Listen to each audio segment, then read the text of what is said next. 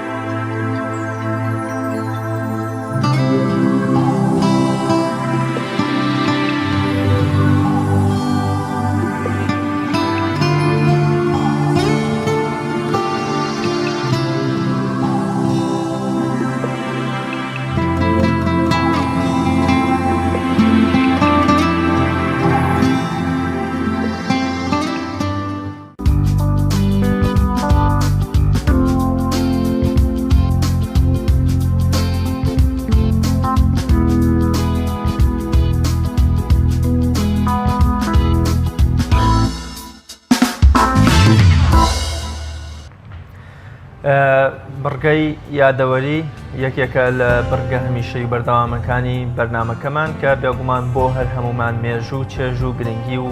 بایەخێکی ئەوتۆی هەیە. با پێکەوە بزانین لە ڕۆژانی ڕابردوو ساڵانی ڕابردوودا لە هەفتەی هەشدا چ ڕووداوێکی گرنگ هەیە کە ئێمە بۆ ئەوەی ئازیزمان ئامادە کردەوە پێکەوە بینەری ئەو مێژوە گرنگانە بین.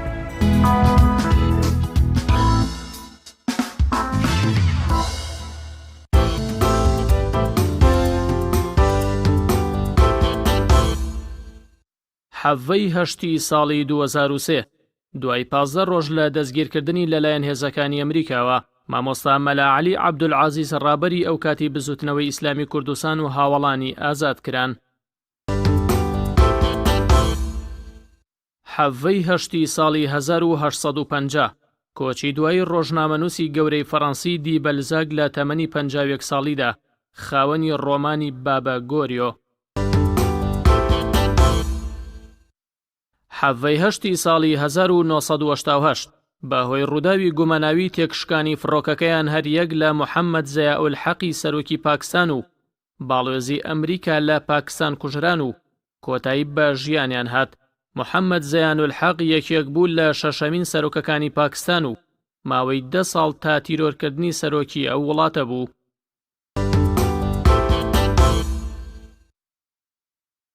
حەڤەی هەشتی ساڵی 1990 سەرۆکی ئەو کاتی ئەمریکا جۆرج بۆشی باوک فەرمانی دەرکرد بۆ کەشتیە جەنگەکانی وڵاتەکەی بە دانانی سزا و ئابڵوقەی بازرگانی بەسەر عێراقدا کە نەتەوە یەکگرتوەکان وە کاردانەوەی داگیرکردنی کوێد لەلایەن عێراقەوە ئەو بڕیاری دەرکرد. ئەوەش بە سەرەتای داگیرکاری و کۆتایی هاتن بوو بە ڕژێمی سەدام حوسێن کە دوای 13 ساڵ لەو بڕیارە لە نۆی چواری 2003 بە یەکجاری کۆتاییان بە حوکمی عێراق و ڕژەمی بەعەس هێنا. حەڤەی هەشتی ساڵی 2000 کۆچی دوای نووسەر و ڕۆماننووس و بانکخوازی ئیسلامی میسر دکتۆر سەفوەد محەممەد شەوادفی ناوبراوجێگری سەرۆکی کۆمەڵی ئەنساروولسوننەی میسر و خاوەن ئیمتیازی گۆڤاری تەوحید بووە.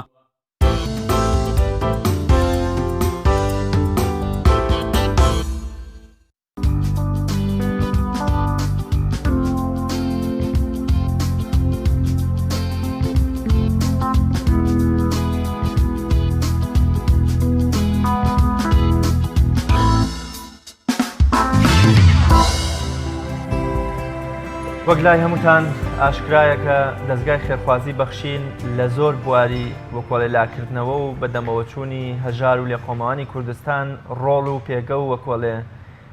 بایەخێکی ئەوتۆی هەیە و توانیوێتی دڵی زۆر لە هەژار و بێنەوایانی کوردستان خۆش بکە. ساڵانەش پرۆژەی قوربانیکردن وەکو جێبەجێکردنی سنەتێک لە سنەتە بەپێزەکانی پێغەمبەری خوا صلی الله علیه وسلم و وەکو یەکێکی دیکە لەو بوارانەی کە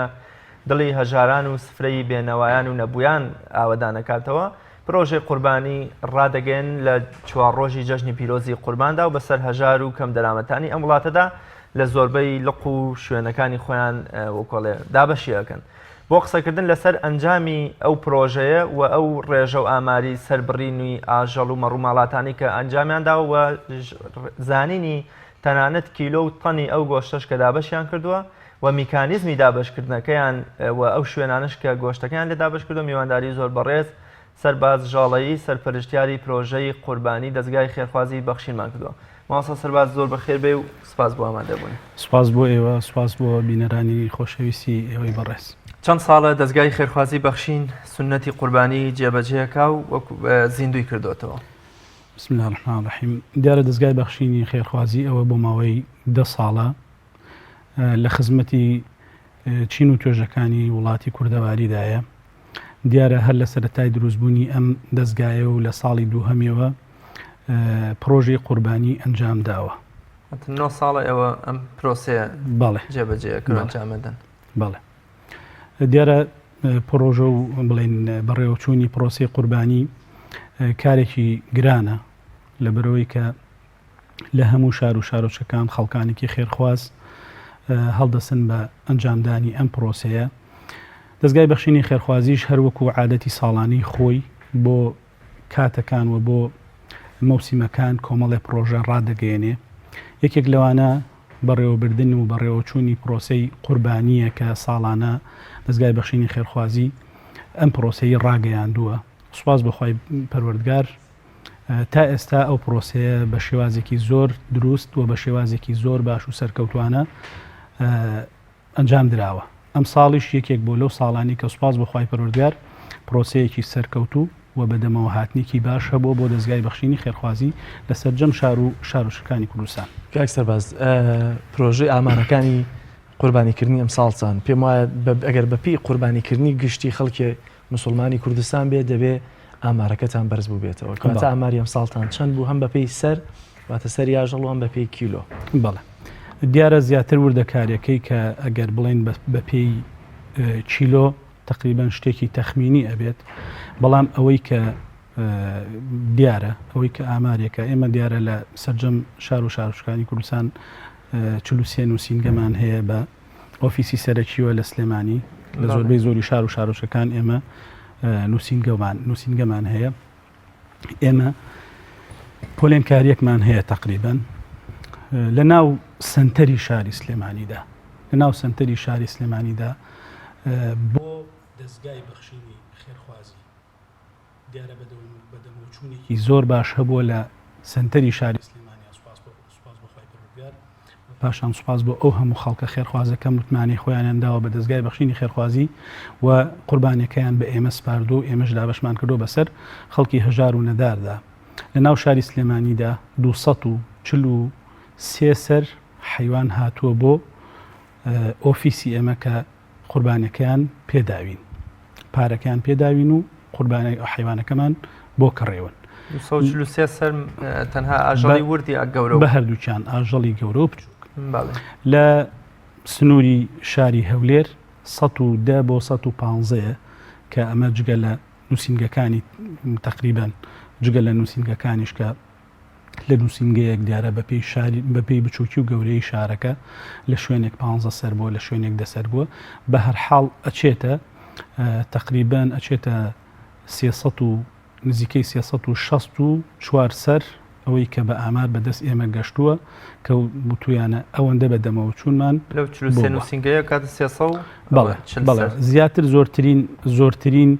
بە دەستگەیشتنی قوربانی لە ناو سنتەری شاری سلێمانی بووە زۆر باشە 343 سەر چەنی گەورە بوو چەنی ئاژەڵی ورد بوو تقریبا لەو ئامارە پێم وابێ 60 و چونکە لە بەروی بە شێوازێکی تەندروست و بە شێوازێکی دروست ئامارەکە لە بەروی کاتێکی زووە ئامارەکەمان جیاکاریەکمان زۆر بەدەست نەگەشتووە بەڵام تقریبا ئەچێتە نزیکی 64 سەر وڵاخی گەورە زۆر باش ئەوەی کە گرنگە ئایا بەخشین قوربانیکردنی ئاژەڵەکان چۆنی دەکات پێش هەموو شتێ بەتیابێت ئەم ساڵەوەی کە زیاتر جەختی لێ دەکرایەوە لە ڕووی تەندروستیەوە دەبێت گۆشتێکی تەندروست دەرخواردی خەڵک بدن و بەتایبەتی بەشی ڤێتەرنەری بە بڕێبەتی ڤێتەرنەری هەندێک ڕێنمایی دەرکرد تا چەندێەوە پابن بۆ ڕێنمایە تەندروستیانەوە ئێمە الحەمدوللا ئەوە بوو ماوەی چەند ساڵێکە کە هەر بە شێوازێکی زۆر ستانداردی ئێمە پرۆسی قوربانی بەڕێوە دەبین کە ئەویش ئێمە ئاژەڵەکانمان دەبینە هەردوو سەربڕخانەی سلێمانی و هەولێر ئەکسەرێتی کارەکانی ئێمە هەر لە سەرەتای لە پێش مانگی زیلحیجەوە یا لە سەرەتای مانگی زیلحیجەوە ئێمە دەچین لەگەڵ ستافی بەڕێوەبەرایەتی هەردوو سەربڕخانەکە قسە دەکەین پێیان دەڵێن نیسبەتی ئەوەندە سەر ئاژەڵمان دەبێ بۆ یەکەم ڕۆژی جەژن کاتەکەمان بۆ دیاری دەکەن ئەوان بەڵام پێمان دەڵێن ئێمە زیاتر یەکەم ڕۆژی جەژن ئەو بۆ ئێوە ئامادەین حیوانەکانتان سەر ببڕین دیارە هەر لە سەرەتای کڕینەوە ئێمە بە پێی لیژنەیەک دەچین ئاژەڵەکان دەکڕین زۆر وردەکاری تێدا دەکەین من یەکێک لەوانەیە کە خۆم الحەمدوللا ینی خۆم مەیدانیان چووم حیوانەکان کڕیومە تەنانەت هەستاوم بەوەی کە ئەو حیوان و ئاژەڵی کە کڕیومە ئەو مەرجە شەرعیەکان زیاتر 4 مەرجی شەرعی کە هەیە زۆر دڵنیا بوومەتەوە لەوەی کە ئەم 4 مەرجە شەرعیتی هەر لە سەرەتای پرۆسەکەوە کە کوێر نەبێ کە نوقسان نەبێ شەل نەبێ زەعیفێکی وانە بێ گۆشتەکەی ئیسفادەی لە نەکەی ئەو 4 مەرجە سەرەکی کە لە ڕووی شەرعیەوە ئەمە هەر پێش ئەوەی کە بگاتە قسابخانە دوجار کە لە ڕۆژی یەکەمی جەژندا دەستپێکردنی ڕەوانەکردنی ئاژەڵەکان دەست پێکات کاتێکمان بۆ دیاریکراوە دیارە 3 سەعات بۆ 4 سەعات پێش ئەوە ئاژەڵەکان دەگەیندرێتە سەربڕخانەکان لەوێ ئەوان پزیشکی ڤێتەرنەری خۆیانیان هەیە بەم شێوازە ئێمە پێمان دەوترێت ئەبێ ئەوەندە سەعات تقریبن پێش ئەو ئاژەڵەکانتان بگاتەوێ سەرەتا پێش ئەوەی ئاژەڵەکان ئامادە بکرێ و ببرێتە بەردەم ئەو شوێنەی کە سەر دەبڕێن پزیشکی ڤێتەرنەری لەلایەن تیمێکی خۆیانەوە دیارە هەڵدەسن بە پشکنینی ئاژەڵەکان ئەمە وەکو شتێکی سەرەتایی هیچ ئاژەڵێکتان لەوێ ڕەوز کراوەتەوە ئێمە نەخێر الحەمدوللا لەوێ هیچ ئاژەڵێکمان ڕەفز نەکرا دوجار پرۆسەی سەربڕین و پاکردنەوە و سپیکردنەوە و شۆردنەوەی ئەو حیوانە دەست پێەکە لە دوای سەربڕین ئەو کاتە پزیشکێکی دیکە دێت یەک لە پزیشکەکان دێت پشکنین بۆ ناوسکی ئاژەڵەکە و زائیدەن گۆشتەکەی. زۆر باشە ماڵ سەرباز پاشتر دێنەوە لای جەنابتان بەڕێزان خۆشەویستان وەک ئاماژەمان پێکرد کە سونەتی قوربانی یەکێکە لە سونەتە بەردەوام و کار لە سەرکردوەکانی دەستگای خێرخوازی بەخشین کە ساڵانە لە پێناو پێکەوە ژیان لە پێناو لاکردنەوە لە هەژاران لە پێناو ئەوەی کە وەکڵی خوانێکی باش بۆ هەژاران و نەدارانی ئەم وڵاتە تەرخان بکەن دەستگای خێرخوازی بەخشین لە 43 و سینگەی خۆی لە شار و شارۆچکەکانی کوردستان پرۆسەی قوربانی وەکو میوانەکەمان ئاماژەی پێکرد ئەنجام دەدات و بەسەر هەژار و نەدارانی ئەم وڵاتەدا دابەشی دەکات. ئێمە لە تەوەری یەکەمی بەرنامەکەدا زیاتر جەخت لەسەر ئەو ئەنجامی قوربانیەکە دەکەینەوە بزانین و تا ئێستا باز لە مەرجی تەندروستی ئەو گۆشتەکرا کە لەلایەن دەستگای خێرخوازی بەخشینەوە هەبووە و پاشتریش هەر لەگەڵ میوانەکە باز لە شێوازی دابشکردنی ئەم گۆشتە دەکەین لەسەر چ بنەمایەک گۆشتەکە دابش کراوە بەسەر هەژاراندا با لەوێەوە دەست پێ بکەینەوە مامۆستا سەرباز شێوازی دابشکردنی ئەو گۆشتە چۆنی بوو ئایا ئێوە پێشوەختە پێش جەژن پێش ئەنجامدانی پرۆسەکە ناوی هەژاران و کەسە شیاوەکانتان تۆمار کردویان بەونە لە دوای سەربڕین بیل لەو کەسانە دەکەن و کە کێ هەژار و کێ هەژار نییە. بەڵێ دیارە ئێمە وەکو دەستگای بەخشینی خێرخوازی بەهۆی ئەو لۆردە زۆرەی کە لە سەرجەم نووسینگەکانی ئێمە هەیە لە شار و شارۆچکەکان خەڵکی هەژار ڕوودەکەنە نووسینگەکانی ئێمە و ڕوودەکەنە ئۆفیسی سەرەکی لە شاری سلێمانی ئێمە لە ڕێگەی نووسینگەکانەوە لە شوێنەکانی خۆیان ناوی کۆمەڵێک هەژار کە ئەو هەژارانی ڕۆیانتیەکان ناوێن تۆمارەکرێت دیارە بۆ هاوکاریکردن ئیتر شێوازە جیاوازەکانی هاوکاریکردن هەر لە ڕووی مادیەوە هەم لە ڕووی خواردنەوە و پاشان لە ڕووی گۆشتی قوربانیەوە پێشتر ئەو ناوانە ئەکسەرێتی ئامادە ئەکرێ بۆ ئەوەی کە ئەم کەسانە خەڵکانێکی هەژارن خەڵکانێکی مستحقن بەوەی کە ئەم گۆشتی قوربانیان بدرێ هەرچەند جیاکاری لە گۆشتی قوربانیدا لە ئەسڵدا ناکرێ ئەگەر گۆشتی قوربانی ئەگەر قەرار بێ هەموو بڵێن تەوزیع بکرێ دەوڵەمەندێک و هەژارێک ئەتیادی دەتوانێت لێ بخوا ئەمە وەکو زەکات نییە جیاکاریەکی تایبەتەوێ بەڵام ئەوەی کە کاری ئێمەیە زیاتر چینە هەژارەکەیە بە دوو شێواز دابشکردنمان هەیە دابشکردنێکیان ئەوەیە کە بڵێ لە ناو بۆ نمونای ئەم ساڵوە چەند ساڵێکە لە سنتەری شاری سلێمانی لە بارگای لقی خوشکانی ئیسلامی زۆر سوپاسیانەکەین کە ئەو چەند ساڵێکە ئەوەرکیان گرتوۆتە ئەستۆ دەستیان خۆش بێ بە شێوازێکی زۆر ڕێک و پێک کارەکە بەڕێوە دەبن ناوی منداڵی بێباوک ئەو خانەوادانەی کە بێباوکن لە لای ئەوان تۆمارکراوە زایدەن لە لای دەستگای بەخشینی خێرخوازی دیارە لە لای ڕێکخراوی سۆمای چاوان و لە لای دەستگای بەخشین کۆمەڵێک ناوی بێباوک هەیە ئەوانەی کە هاوکاری مانگانەوە دەگرن ئەوانش کە هاوکاری مانگانیانی ئەو ناوانە کۆ دەکرێتەوە ئێمە ڕێژەیەک دیاری ئەەکەین دەڵێن ئەوەندە کەس لەو پرۆژەیە بڵین گۆشتی پێدرێ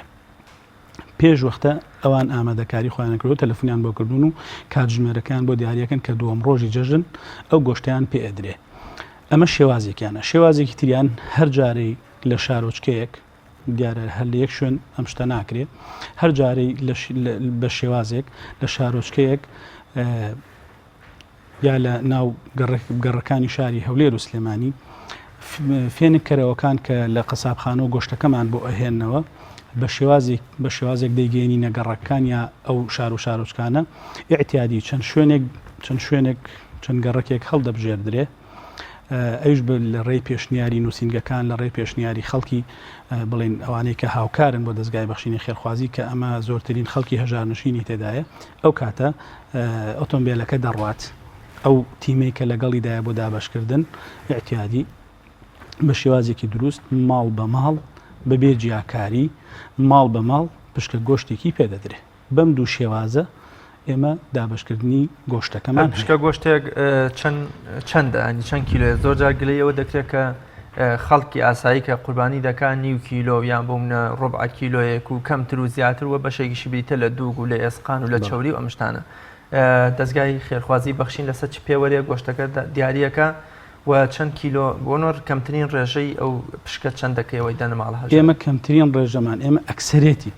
ئەکسەرێتی کات ئێمە 2 کیلۆ ئەوەی کە خۆمان جیای دەکەینەوە ئێمە چونکە حاڵەتێکی دیکەمان هەیە کە دواتر باسیەکەم ئەوەی کە خۆمان جیای دەکەینەوە لەسەر برخانەکان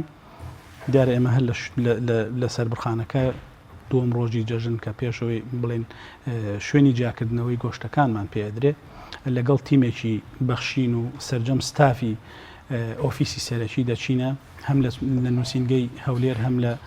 ئۆفیسەرەکی سلێمانی دەچینە سەر برخانەکان لەلایەن تیمێکەوە گۆشتەکان پارچە پارچە و دوور دەکرێت و دوایی دەکێشتێ و دابەش دەکرێت ئێمە عادەتەن بەردەوام 2 کیلۆ ئەوەی کە خۆمان جیاکەینەوە 2 کیلۆ دائنین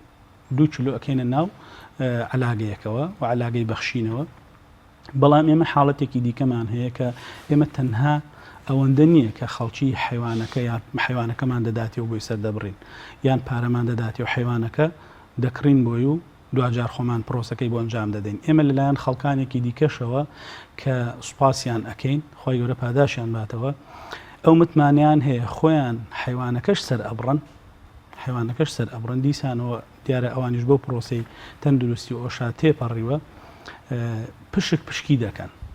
پشکی دەکەن و بەمان دەهێنن عادەتەن ئەمەش لە کیلۆنی و کەمتر زۆر کەم وا دەکات لە کیلۆنی و کەمتر ئەوەشی یعنی کە هی خەڵکی دیکەی و دەیهێنێت دەکە ئەوەمان هەیە ئێمەش زۆر باشە کاک سەرباز کاتێکە خێرخوازان دێنە نووسنگەکانی بەخشین داوای قوربانی دەکەن کە بۆیان ئەنجام بدەن چەند جۆر داواکاریان هەیە بوون من ڕەنگە ئەوەی کە دروستە بە پێشار یەک لە سەرسی حیوانەکە دەتوانێت بۆ خۆی بباتەوە ئایا هەیە داوای ئەوە بک بڵێ ئەوەندە پشکی ئەوەندە کیلۆم بۆ بێننەوە شێوازی پێدان یا نوێنەرایەتی وەرگرتنتان لای خێرخوازانەوە چۆنەوە بەڵێ دیارە ئەمەش بەپێی طبیعەتی کارەکەەوە بەپێی طبیعەتی مرۆڤەکان جیاوازی هەیە زۆر لە خێرخوازان یعنی تا ڕادەیەکی باش خی گەورە پاداشیان باتەوە یعنی ئەڵێن ئێمە هیچ شتێکمان ناوێتەوە لەو ئاژەڵەی کە لێکێن بە قوربانی ناینەوە بۆی بەڵام ئێمە لە سەررجەم نووسنگەکان احتیادی ناوی ئەو کەسێت تۆمارەکرێ وەسڵێکی تایبەت بە پرۆسی قوربانیمان هەیە وەسڵەکەی بۆ دەکرێت و بڕی پارەکە و پاشان لە میکانیزم و لە کاری ئێمەدا شتێکمانێت چونکە ئێمە هەژارێکی زۆر ڕووی لە ئێمە هەیە هەژارێکی زۆر بە تەمای ئەوەیە کە ئێمە لە ڕۆژانی جەژنایا لە کاتەکانی دیکەدا بەدەمەچوونمان هەبێ بۆیان و خەڵکانێکی زۆر بە تەمان کە ئێمە سفرەی ماڵەکانیان بەڕاستی بەو پشکە گۆشتە بڕازێنینەوە خەڵکێکی زۆر لە لای ئێمە هەیە بەو شێوازایە ئێمە دیاریمان کردووە زیاتر ئەوەی کە حیوانێکی بچووک دێنێ ئەوەی حیوانێکی بچووک دێنێ 3 پشک تا 4 پشک گۆشتی بۆ دەگێڕینەوە ئەگەر داواشی نەکەی ئەگەر داوای نەکای احتیادیە ئێمە پێی ئەڵێن ئێمە ئەوە جێڕینەوە جاری وا هەیە ئەڵێ نامەوێتەوە قەیناکە بەڵام جاری وا هەیە ئەڵێ باشە دەستان خۆش بێت 4 پشکی 2 کیلۆیی بۆ دەگێڕینەوە زائیدەن ناو بڵێن ئەوەی کە پێی دەوترێ سیوجگەر و ناوسکەکەی ئەگەر پێی دەڵێن ئەگەر لە سەربڕخانە تەندروست دەرچوو بەو شێوازە ئەگەر تەندروست دەرچوو ئێمە سیوجگەرەکەشیتان بۆ دەگێڕینەوە دوجار ئێمە ژمارە تەلەفۆنمان لایە هەموو کەسێک کە قوربانەکەی بۆ دەکەین بڕی پارە و ژمارە تەلەفۆن و پشکەکەشی بۆ دەنووسین دوجار کەسێک دیاری ئەکرێ یەک تەلەفۆنیان بۆ دەکرێت و دێن پشکەکەی خۆیان لە حیوە لە وڵاخی گەورە و حیوانی گەورەشدا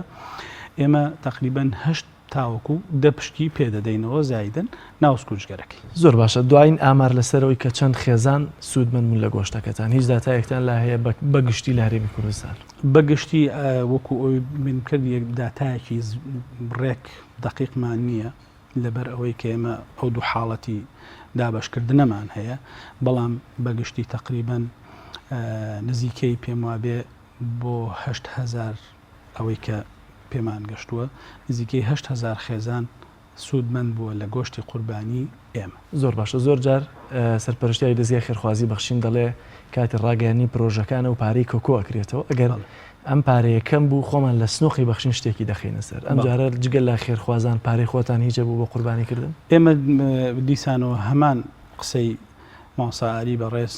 جەختی لەکەینەوە بەڵێ دیارە ئێمە زیاتر پارەکە بۆ بەڕێوەچوونی پرۆسەکە ئەینا بۆ مەسئلەی قوربانیکردنەکە شتێکی لە ڕووی شەرع شتێکی ترە. پارەی سەربڕخانەکان و گواستنەوەی گۆشتەکە ئەوە لە چیان سەرفتان کرد؟ ئێمە ئەوە پێم وابێ هەر سەری 7000 ئەوەی کە بەڕێوەبەری کوشتارگەڵی سلێمانی ئێمە حسابمان کردووە دیارە ئەو کەسەی کە دێت پێی دەڵێن هەموو مەسروفەکە عایدی تۆیە. جاری وا هەیە ئەگونجێت لە حیوانێک شتێک زیاتری هەبێ 10,000 15,000 تا 20,000ش لەوانێ زیاتری هەبێ. کابرا 250,000 پێداون و مەڕەکە بای 200ەوە. بەڵێ ئێمە پێی دەڵێن ئێمە احتیادیە بۆ بگێڕینەوە، بەڵام لەوانەیە بە شێوازێک بێ لە شێوازەکان بڵێن تا حدێک قورس بێ بۆ جەنابیشت. ئایا ئەم پارەیە هەدیەکەی یا ئەیخەیتە پرۆژەیەکی دیکەی بەخشینەوە؟ سوپاس بخوای گەورە ئەوەی کە دێتە ئەوێ لە کاکە من هیچێکیم ناوێ. ئەو پارەی کە زیاد ئەبێ لەو چەند سەر حیوانە دەکەینە ناو پرۆژەکەەوە سندوقەکەی بەخشینەوە ئەوەی کە پێی ئەنجام دەدەین لە هەموو مەسروفات. ئێمە دیارە خەڵکانی خۆبەخش هەیە کە لەگەڵمانە کارەکەن و خەڵکانێکیش هەیە ئێمە عادەتەن دەبێ بەکرێ بگرین، بەڵام بەکرێگرتنێک کە بەڕاستی لەوانەیە هەرو ئەویش تقریبان شتێکی ڕەمزی بێ شتێکی ڕەمزی بێت تقریبان، بەڵام ئەوەیان جیاوازە لە بەرۆی کار و کەسابەتە. ئەو حاڵەتە ئێمە لە لای ئێمە احتیادی کەسەکان پارەکە دەبەخشن بە دەستگای بەخشینی خێرخواسی. زۆر باشە، سپاس بۆ بەڕێز سەربازجاڵی سەرپەرشتیاری پرۆژەی قوربانیکردنی بەخشین. سپاس بۆی ئامادەبووی لەگەڵ بینەرانی عزیز ناوبڕێکی کورد وەردەگرین و لە تەوەری دووەمی بەرنامەکەمان پێتان دەگەینەوە لەگەڵمان بمێننەوە.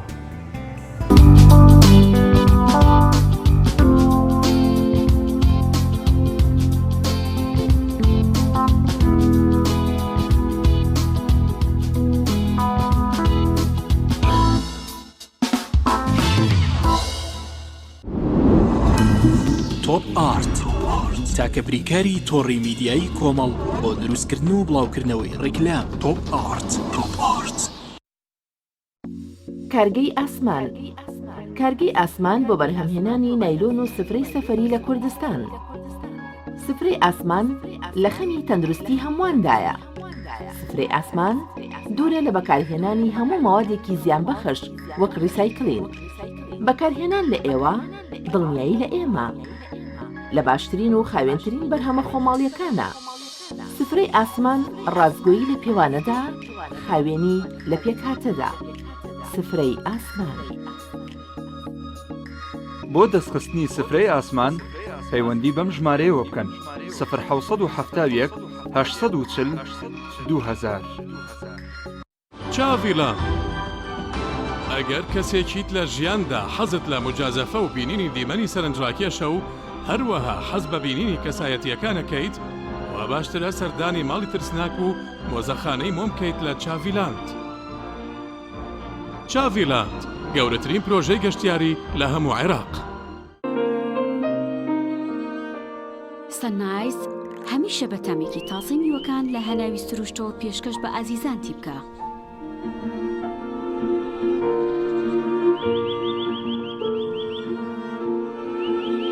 شەربەتی سەنایز تامێک لە سروشتەوە. شەربەتی سەنایز تامێک لە سروشتەوە. ئایا تا ئێستا بیرت لەوە کردوتەوە کە ئینتەرنێتێکی بێسنوور بەکاربێنیت یان بیرت لەوە کردوتەوە کە بۆ هەفتەیەک یان 2 هەفتە ئینتەرنێتی بێسنوور بەکاربێنی؟ سەرەڕای هەموو ئەمانە تا ئێستا بیرت لەوە کردوتەوە کە بۆ یاریە ئەلکترۆنیەکان ئینتەرنێتی بێسنوور بەکاربێنیت؟ بێگومان نەخێر، فانسی نێت هەموو ئەم کێشانەت بۆ چارەسەر دەکات. تۆش دەتوانیت بۆ ماوەی هەفتەیەک یان 2 هەفتە یان مانگێک بەردەوام بێسنوور لەگەڵمان بیت. ئێستا خزمەتگوزاریەکانمان لەم شوێنانە بەردەستە: سلەیمانی، شارباژێر، شارە زوور، هەڵەبجە، سەی سادق، عربەت، پێنجوێن، بازیان، تاسڵوجە و زەرگوێز. فانسی نێت هەمیشە ئینتەرنێتی بێسنوور. هەمومان حەزمان لە برنجە. برنجێک تامی ڕاستەقینەی برنجمان پێ ببەخشێ. باڵزار جمەی دێت لە برنج، بەڵام بژاردەی من برنجی دۆلفینسیە. بە تام و بۆن هاوشێوەی برنجی کوردیە. 100% سروشتیە. برنجی خڕی دۆلفینسی شێفە گەورەکان سەرسامەکات، بۆیە بێ دوودڵی بژاردی من و کابانی ماڵە. تا ئێستا زۆر جۆری برنجم تاقی کردوتەوە، بەڵام هیچیان وەک دۆلفینسی نییە. تامێکی ترە ئێوە دەتوانن تاقیکەنەوە. دۆلفینسی باشترینمان بە هەڵبژاردن. تۆپ ئارت تاکە بریکاری تۆڕی میدیایی کۆمەڵ بۆ دروستکردن و بڵاوکردنەوەی ڕیکلام. تۆپ ئارت.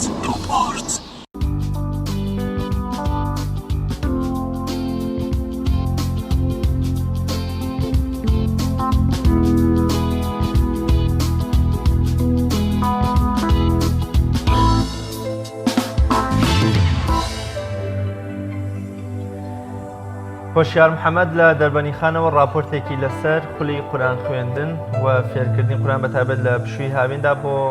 کردوین با پێکەوە بینەری ئەو راپۆرتە دەبین و پێکەوە بینەری ئەو راپۆرتە بین و پاشتر لە تەوەری دوایین بەرنامەکە بە دیداری و یازدی خۆشەویست شاد دەبینەوە.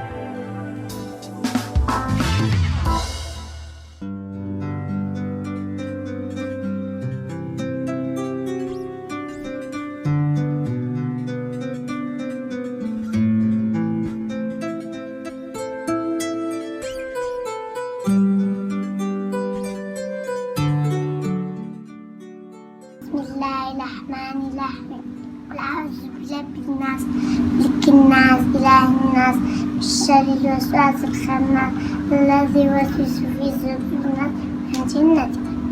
یەکێک لە استراتیژی کارکردنمان مەسەلەی بواری پەروەردە و بانگەواز بووە لە سنووری ئەنجومەنەکەمان، چونکە ئەوەش لەوە سەرچاوی گرتووە کە مەبدەیەکی ئاینیە لەلامان، ئەمە لەلایەک لایەکی تریش واقعی کۆمەڵگای ئێستامان نیشانی ئەدا و پێویستی ئەکا لە سەرمان کەوا ئێمە بایەخ بەم بوارە بدەین. ئیتر هەر ئەو کات ڕامانگەیان ئێمە وێڕایانی هەموو کارەکان کە لە مەسەرەن پلانە هەیە یان لە لایحەی کارکردنە هەیە وتومانە لەسەر دوو تەوەرە هەوڵەکانمان چڕکەینەوە. یەکەم لەسەر ئاستی قاعیدەی حیزبی و لەسەر ئاستی جەماوەریش پەیوەندیەکی تونوتۆڵ و تۆکمە و باش دروستی کرد و بواری پەروەردە و بانگەوازیش. ئیتر ئەمە لە ڕاستیە زۆر هەموو غەمان بوو، بەتایبەتی ئەم بوارە هەموو غەمێکی چەند ساڵەی ڕابردوومان بووە لە مەسەلەی دابینکردنی شوێن، دابینکردنی پێویستە، دابینکردنی مامۆسا، مەنهەج و الحەمدولله ئێستا ئەم قۆناغی ئێستا هانتیای ئێمە دڵخۆشی.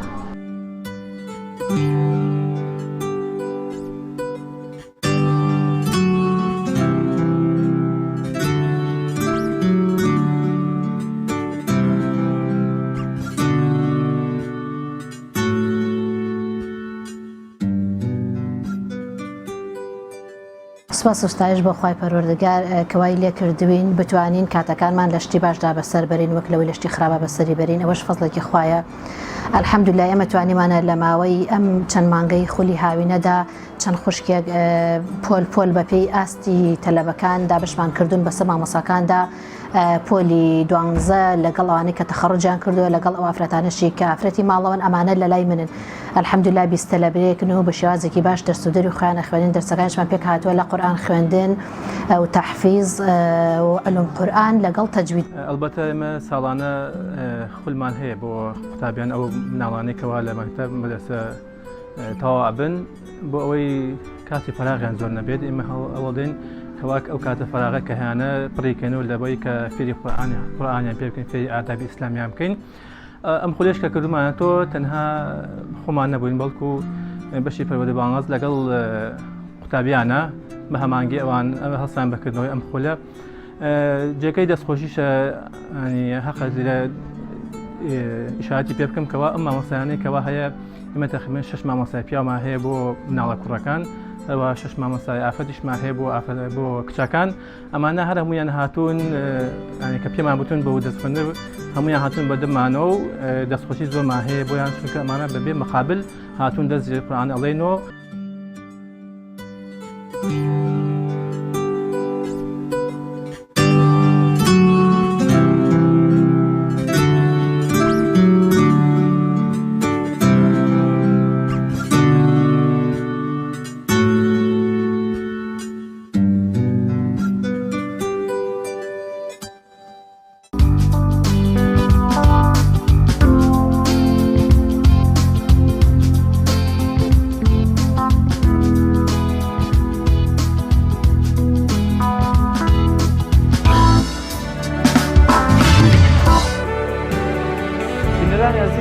دووەمی بەرنامەکەمان قسەکردن لەسەرەوەی کە زۆر جار ڕەنگە بەشێک لێوە چوو بە بناو گوگل مەپەوە سێرشتان کردبێ بۆ یەکێک لە شەقامەکانی ئەوروپا یاخود هەرێمی کوردستان دەبینن لە ئەوروپا هێندە ئەتوانی بچیتە خوارەوە زۆر جار کە ناو شەقامەکانە تەنانەت وەکو ڤیدیۆ وایە سێرچ بکەی بگەڕێ و شەقامە ناو نیشانەکانی بەڵام کاتێ دیتە سەر هەرێمی کوردستان دەبینی لە بەرزایەکی زۆرەوە مەبدەوەستێت و ناتوانانی بچیتە ناو شەقامەکان بەڵام گەنجێکی کورد توانیوێتی ئەو لینکە لەگەڵ گوگڵا ببەستێت بە توانە و لێهاتووی خۆیەوە کە ئێستا مۆڵەتی ئەوەی هەیە شەقامەکانی هەرێمی کوردستان بە وێنەی 360 پلە بخاتە ناو گوگڵەوە ئەو کاتە ئێمەش لە ڕێی گوگڵ مەپەوە دەتوانین بێنە ناو شەقامەکانی هەرێمی کوردستانەوە ئەوەی کە ئێستام گەنجە سەرقاڵە لە دەربەندی خانەوە دەستی پێ کردووە بۆیە ئێمە میوانداری و گەنجە خۆشەویستەمان کردووە لە تەوەری دووەمی بەرنامەی پەیامی ڕۆژی ئەمڕۆمان قسە و گفتوگۆی زیاتری لەسەر دەکەین ئەویش کە بەڕێز کاک جەبار شێخانی کاک جەبار بەخێر بێی زۆر سپاس بەوە دەرفەتە ئەگەر لێەوە دەست پێ بکەین ئێستا کاک جەبار و گوگڵ چه پەیوەندیەکیان پێکەوە هەیە لە ڕاستیە سپاسی تەلەڤیزیۆنی پەیامەکەم سپاس بۆ پەیامێتان کاگوشار لە شارۆچکەی دەربەنی خان بۆ سازانی ئەم دەرفەتە کۆمپانیای گۆگڵای هەمولایەک ئاشکرا کۆمپانیایەکی زۆر زەخمە لە زۆربەی بوارەکانە لە بواری ڤیدیۆ لە بواری نەخشەسازی لە بواری سێرج و گەڕانە کۆمپانیایەکی لە ڕاستیە لە ڕادە بە دەر هیوج ینی با بڵێن زەخمە لینکی من بۆ خۆم یەکەم جار ئەکاونتێکم دروست کرد لەسەر سیستەمی گۆگڵ ستریت ڤیو ماپ نەوانێ زۆرێک لە بینەران پرسیار بکەن کە گۆگڵ ستریت ڤیو ماپ سەرەتا چییە نەخشەسازی ڕێگایە بە شێوازی وێنەی پلەی 360 کە ناوبانگی هەیە بە پانۆرامیک واتە تۆ ئەتوانی نەخشە ڕێگای مەسەلەن بۆ منە شەقامی سالم لە سلێمانی بە شێوازی پلەی 360 وەکو ڤیدیۆیی تەماشاکەی تا کۆتایی شەقامەکە ئەمە پێناسێکی کورتی گۆگڵ ستریت ڤیو ماپە لە ساڵی 2007 بۆ یەکەم جار لایەن کۆمپانیای گۆگڵ لە وڵاتی یەکگرتوەکانی ئەمریکا دەستی کرد بە وێنەگرتنی شەقامەکانی ئەمریکا و دواتر بە ئەوروپا بڵاو بووەوە زۆر باشە ئێستا کاک جەبار چۆن دەیەوێت شەقامەکانی هەرێمی کوردستانی یا شار و شارچەکانی هەرێمی کوردستانیش لە ناو گوگڵ مەپا داخڵ بکات بەڵێ خۆی لە ڕاستیە لە شارۆچکەی دەربەنی خانەوە دەستم پێ کردووە بۆ یەکەم جار تاقیکردنەوەکە بۆ دەربەندی خان وڵای لەبەرەوەی خۆم خەڵکی دەربەندی خانە زۆر باشە مەشارەزیەکە بۆ دەربەندی خان سپاس بۆ ئێوەش زۆر بەڕێزن لەوێ دەستم پێ کردووە ڕێگا سەرەکیەکانی دەربەنی خان ئێستاوا وردە خەریکم وردە ڕێگا سەرەکیەکانی دەربەنی خان ئێوە شێواز لەسەر خۆ چونکە بەڕاستی ئەمە ئیشی یەک نەفەر نییە بە یەک نەفەر ئەم کارە ناکرێ ئەوە کۆمپانیای گۆگڵ زیاتر لە جیهانە 350 ئۆتۆمبیلی بۆ ئەو بوارە دیاری کردو بەناو شەقامەکانە ئەگەڕێ ینی ئەو توانایی کە من هەمە توانای ئەوە نییە کە بتوانم نەک هەموو کوردستان بەڵکو هەموو شەقامەکانی دەربەنی خانیش بخەمە سەر سیستەمی گۆگڵ ستریت ڤیو ماپ زۆر زەحمەتە بەڵام ئەوەی لە توانە و لە قودرەتی منە ئینشاءڵڵا ئەتوانم بۆ شارۆچکەی دەربەنی خانەوە بۆ ئەو کۆڵان و شەقامە سەرەکیانەی هەر شارۆچکەیە کە دەستم پێی بگا بتوانم ئینشاءڵڵا جێبەجێ بکەم چۆن مۆڵەتەکەت دوجارە مۆڵەتیان پێداویت بەڵێ کۆمپانیای گۆگڵ لە ڕاستیان مۆڵەت بە هەر کەسێک ئەدا کە ئەو شەرت و شورتانەواتە ئەو مەرجانەی ئەو تێرمەنکەندشتانەی کە خۆیان دایان ناوە تۆ بتوانێت جێبەجێ بکەی ئەوان هەموو کەسێک وەرەگرن مەرجەکانیان چێ مەرجەکانیان ئەوەیە تۆ بێ کامێرێکی 360 پلەت هەبێ سێ جۆر کامێرەیان داناوە کامێرێکی سامسۆنگیان داناوە لەگەڵ دوو کۆمپانیای ترە بە پلەی 360 ئەم کامێرەیە وێنە ئەگرێ پاشان کە کامێرەکە وێنەی گرت داغڵی سیستەمی گۆگڵی ئەەکەی لە ڕێگەی ئاپێکەوە کە کامێرەکە مەربوطەواتە کۆنێکت کراوە بە ئاپی گۆگڵ ستریت ڤیو ماپەوە پۆپلیشەکەی واتە ئەپلۆدی ئەەکە یا ئینێری بۆ گۆگڵ دوای ئەوە لێ ستافی تایبەتی خۆی تەماشایەکە بزانێ ئەو کوالیتیە و ئەو شەرت و شورتانەیە قبوڵی ئەکات و بڵاوەکاتەوەی خاتە سەر نەخشەکە کاتە تۆ لەکوێوە دەستت پێ کرد چەند ڕسمن نەرتا ئەو کاتی تۆیان قبول کرد لە ڕاستیە من لە ڕێگایەکی زۆر ساخت لە وڵاتی بەریتانیا لە ناوچەی سکۆتلەند دەستم پێ کرد کە بەرزترین شاخی ناوچەی بەریتانیا ناوی شاخەکەم بەڕاستی لە ئێستا لە یاد نەماوە لەگەڵ کۆمەڵی برادران ڕۆژینە سەر شاخەکە لەوێ زیاتر لە 250 وێنەی 360 گردووە نردم بۆ گۆگڵ لە سیستەمی گۆگڵ ستریت ڤیو ماپ ئەوانش بە خۆشحاڵیەوە قبولیان کرد و دوای ئەوە ڤێریفایان لێدا واتە سەحیشینیاندا لە ئەکاونتی من کە ئیتر تۆ لە ئەم دقەیەوە ئەتوانی کار بۆ گۆگڵ بکەیت تەمان کارکردن بۆ گۆگڵ ئەوە نییە کە تۆ پاداشتێک لە گۆگڵ وەرگری یا موچەیەک وەرگری یا ئیشێ بکەیت ئەمە وەکو هیوایەتێکە بەڕاستی بەڵام ئەگەر تۆ بۆ خۆت بێت و وەکو ستافی گۆگڵ کارمەندی گۆگڵ بیت تەبعەوە جیاوازە بەڵام ئێمە وەکو ستافی خۆبەخش بۆ گۆگڵ پاداشتێکی معنەویە ینی بەجۆی لە جۆرەکان بڕوانامەیەکی معنەویە بە تۆی بەتاکید ئێستا تۆ بوونە لە دەربەنی خانەوە هاتی بۆ سلێمانی بۆ ستۆدیۆ کەناڵی ئاسمانی پێیان مەبەستمەوەیە لە هەموو ئەم گەڕانانە تا لە گەشت و سەیرانەکان تا لە سەردانی خزمان تا بوونە هەولێرە هەورامانە شار باژێڕە پێنجێنە کامێراکە توانای ئەوەی هەیە کە تۆ لە ماڵی خۆتەوە دەرەچی تەواوی ئەم شەقامانە بگرێ بۆ یەگە منێک ڕێم کەوتە دەربەنی خان بزانم بە چ ڕێگەیە کارۆم وونی نەکەم بۆ تەواوی شەقامەکان ناچونکە ئەو کامێرایە بەڕاستی بەرگەی پلەی گەرمایەکی محدود ئەگرێ چونکە ئەم کامێرایەک نییە کە تایبەت گۆگڵ دروستی کرد بێ ئەمە تایبەتە بۆ 5-6 کیلومتر یا 5-6 مایلێک بڕۆی بەڵام ئەگەر بێت و تۆ تەماشای ئۆتۆمبیلی کۆمپانیای گۆگڵ بکەی هەر ئۆتۆمبیلێک زیاتر 20 کامیرەی لەم کامیرەی بنەی پێوە بەسراوە ئەنی جیاوازێکی زۆر زۆری هەیە ئەمە لە چاو گۆگڵە پێڵێن نمونەیەکی بچووک بەڵام ئەوان لەبەر ئەوەی کۆمپانیای گۆگڵ دەستی بە وڵاتانە ناگا یا ڕێگەیان پێ نەدراوە یا بە هەر جۆرێک لە جۆرەکان ناتوان ئەو کارە بکەن نوێنەری خۆیان ئەنێرن کەسانی وەکو من ڕێگە پێدراوە لایەن کۆمپانیای گۆگڵەوە بەو کامیرانەی کە لە پێشتر باسم کرد کە لایەن گۆگڵەوە ڕێگەی پێدراوە هەستم بەو کارە بکەن ئێستا بۆ نمونە ئەمڕۆکە لە ڕێگەی دەربەنی خانەوە هاتم بۆ سلەیمانی ڕێگەی تونەلی دەربەنی خان گیراوە بۆ هۆی نوێژنکردنەوە ڕەنگە جەنابتان ئاگادار بن بە ڕێگەی سەرشاخە کە پێوتری ڕێگەی ئیمام محەممەد لێوە لە سەرەتای دەستپێکردنی ڕێگەکەەوە کامێرەکەم دەرهێناوە ڕەتم کردووە لە سەقفی سیارە ئۆتۆمبیلەکە هەتا کۆتایی ڕێگەی ئیمام محەممەد کە داغڵی ڕێگەی سیارە ئەبیت ئێستا خەڵک ئەتوانێت لەسەر سیستەمی گۆگڵ ستریت ڤیو ماپ ببینێت یەکسەر داغڵی ئەو سیستەمەشت کردووە دوای ئەوەی کە پۆپلیشت کرد و بڵاوت کردەوە لە ماوەی چەند سانەیەکە کۆمپانیای گۆگڵ ڕیڤیو ئەکاوەتە دووبارە تەماشای وێنەکان و نەخشەکە بزانین لەگەڵ کوالیتی ئیش ئەوانە ئەگوێت تیژڕەوی ئۆتۆمبیلەکە تا چەند وەکوڵێ ئەبێت چەند بێ ینی بۆ ئەگە زۆر تیژڕۆ بێ هیچ کاریگەری لەسەر دیقە و جوانی و وازحی وێنەکەکە کە لە تۆ لە ماپا بۆ یەگەڕی وەکو وێنەکە نا بەڵام وەکو یاسای لێخوڕین ئەلبەتە هەر وڵاتێک و خێرایی دیاریکراوی خۆی هەیە بەڵام وەکو ئەوەی کە بڵێ چەند تیژ بڕۆیت کوالیتی وێنەکە تێک بچێ ناو کامیرەیە و سیستەمەشی تایە چەند تیژ بڕۆی یا چەند پێچ و پێچ بکەیتەوە هیچ کاریگەری لەسەر کوالیتی یا نەوعەتی وێنەکە ناگۆڕێت زۆر باشە هیچ وێنەیەکی ئەمڕۆت ڕەفز کرا لەو کاتی کە لە سەر شاخەوە هاتی ئەمڕۆ وێنم ڕەفز نەکراوە بەڵام دوێنێ وێنم ڕەفز کرا زیاتر لە 25 وێنم گرت لەسەر ڕووباری سیروان کە لە پشتی بەنداوی دەربەنی خانەوە کە ناوچەی شەمێرانی پێڵێن ڕەفزیان کردەوە قبولیان نەکردووە ئیمێڵیان بۆ ناردم وتیان ئەم وێنانە قبول نییە چونکە ئەو ناوچەیە سەیفتی تیان نییە تۆ ئەم وێنانە بڵاو ئەەکەیتەوە پیشانی جیهانی ئەدەی ڕاستەوخۆ گراوندەکە واتە ئەرزەکە لەگەڵ دەریاکە هیچ بربەستێک نییە مەسەلەن بۆ نمونە مەحاجرەیەک یا شتێک ینی سەیفتیان نەبوو لەبەرەوە ئەوان ڕەفزیان ڕێگەیەکی ستاندارد نەبوو بەڵێ ستاندارد ئەوان نایانێ بەڕاستی شتێک پیشانی خەڵک بدەن کە زیان بە خەڵکی ناوچەکە بگەێنێت زۆر باشە ئەگەر باس لە کامێرەکەت بکەیت زیاتر ئەم کامێرە تایبەتمەندیکی هەیە کە لە هەرێمی کوردستانە دەست بکەوێت یاخود نا چۆن کاری پێ دەکەی و ئایا ئێستا لە شەقامەکانی دەربەنی خان کە دەسوڕێتەوە لایەنە ئەمنیەکان هیچ بربەستێکت بۆ دروست ناکەن مۆڵەتی تایبەتی هەیە بەڵێ وەکو پرسیاری یەکەم ئەم کامیرایە لە زۆربەی سوپەرمارکێتەکانی کوردستانەوەی کە تایبەتن بە فرۆشتنی کامێرا دەست ئەکەوێ و پرسیاری دووەمیش کە لایەنە ئەمنیەکانە دەربەنی خان ڕێگریان لێ کردوم ڕێگریان لێ نەکردوم بەڕێز قامی دەربەنی خان بۆ خۆی لەسەر پۆستەکانی من دەستخۆشی نووسیوە بەڕێز بەڕێوبەری هاتوچۆی دەربەنی خان کاکڕێژن بۆ خۆی دەستخۆشی نووسیەوە ئامادەکاری دەبڕیەوە بۆ هەر کارێک کە بەڕێوەبەراتی هاتوچۆی دەربەنی خان بیکە ئامادەی هاوکارین لە ڕاستیە ئەمە تا چەندە پێوەستە بەوەی کە زۆر جارێمە سەفەر دەکەین بۆ تورکیا یاخۆ دیێران لە ڕێگەی گوگڵ مەپەوە لی دەدەین ئۆتۆمبیلەکە بەلای ڕاست بەلای چەپ ئەوەندە مەتر دەمێنێ تا چەندە پێوەستە بەمانەوەم ڕسمانیتەوە چۆن پرسیارە بۆ نمونە زۆر جار بە ئۆتۆمبیل دەچین بۆ شوێنێک ئێستا لە هەرێمی کوردستانە ئەمە هەیە ئەگەر لە ناو سلێمانیا بۆ ناوەندی شار بۆن لێرە بچمە بۆ ناوەندی شار گوگڵ مەپ ئاماژەیەکت دەداتێ بە کام شەقام و کۆڵا نابڕۆی ئایا سبینێ لە ناو دەربەندی خانە ئەگەر ئەو ئاماژەیان بداتێ بە ڕسمەکانی تو ئاماژەم دەداتێ ڕێک لە ناو شەقامەکان یاخود دەر هێڵێکی دیاریکراوە بە بەرزاییەک بێگومان خۆی ئەوەی کە ئێستا من پێش بەرنامەکە ئەرزی پیشانی بەرزستانم ما بە خاڵی سوور دەرەکەوێ ئەوە پێش پۆپلیشەوەتە پێش نردنیەتی بۆ گۆگڵ تۆ لای خۆت ئاوا ئەیبینی بەڵام کە دوای ئەوەی کە کۆمپانیای گۆگڵ قبولی کردواتە وەریگرت و ڕازی بوو بە ڕسمانەی کە تۆ ناردوتە ئۆتۆماتیکی وێنەکان